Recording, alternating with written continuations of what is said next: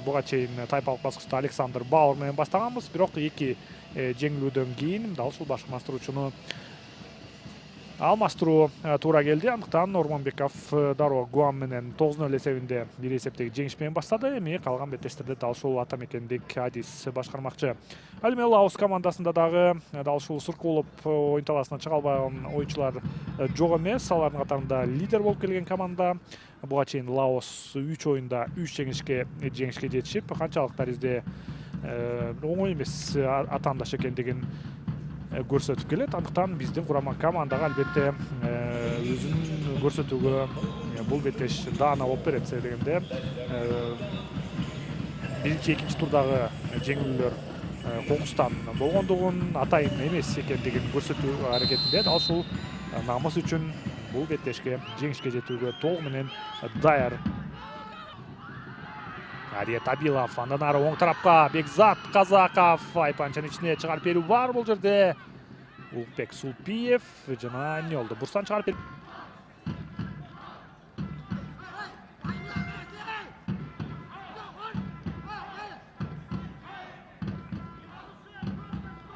Чыгарып берүүнү күтөбүз азыр.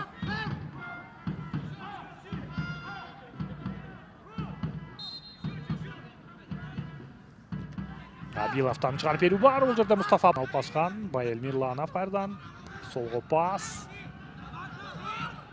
Коломенский. Су жаракталып калды бул жерде. Эч кандай атаандаш менен ойногон эмес экен, өзү топту. Ариет Абилов,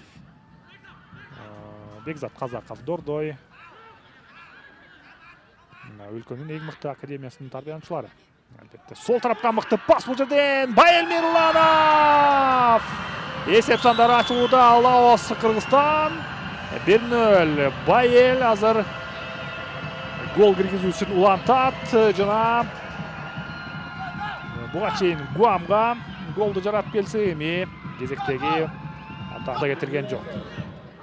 Ариет Абиловдун пасы жана сол буту менен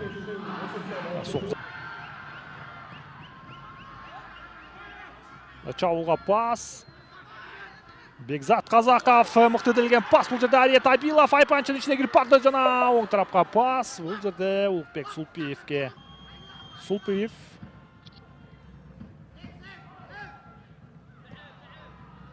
аз курчка көтөрүлгөн топ, дарбазачы ойноду жана сокузат соот. Гол! Бул жерде экинчи гол. Павел Грищенко экинчи голду жаратты. Андан ары Коломенскийде голдук пас, эч кандай офсайд жок. Бул жерде команда капитаны Кимонка. Биринчи таймдагы алгачкы эпизодду эсибизге салалы. Лаос азыр чабуулда. Биринчи соккуну кайтарышты жана кезектеги тийип калбаган болсо жер менен пас жана Лаос азыр эсеп сандарын кыскартты. Ошол эле чабуулдун жүрүшүндө Ситзилас Чангхамали голду жаратты. Деми беттеш кызыгандан кызып баштады өңдөнөт. Буга чейин бизде кооптуу абал бар болчу жана Лаос чабуулда. Сол тараптан кирип баруу аракет. Айпанчанын ичине көтөрүп берүү бар. Мустафа Абдыраев өз ордо. Эми кошумча мүнөттөр жүрүп барат.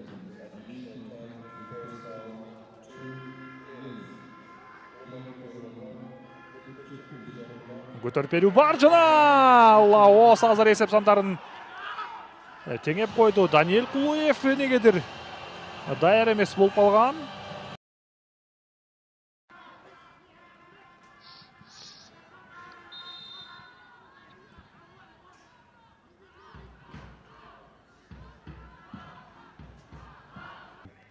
Стандарт кабалдагы комбинациялар. Чыгарып берилген топ бул жерден соккузатууга Баймурас Талайбеков. Баймурас жана бул жолкусунда бир гана Алишеров менен Калбаев. Ишенбаевден чыгарып берүү жана гол!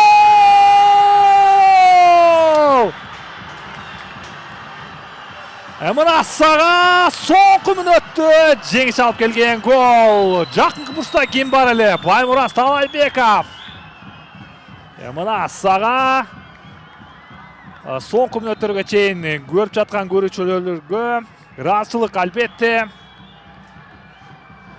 Бардыгы азыр Улукбек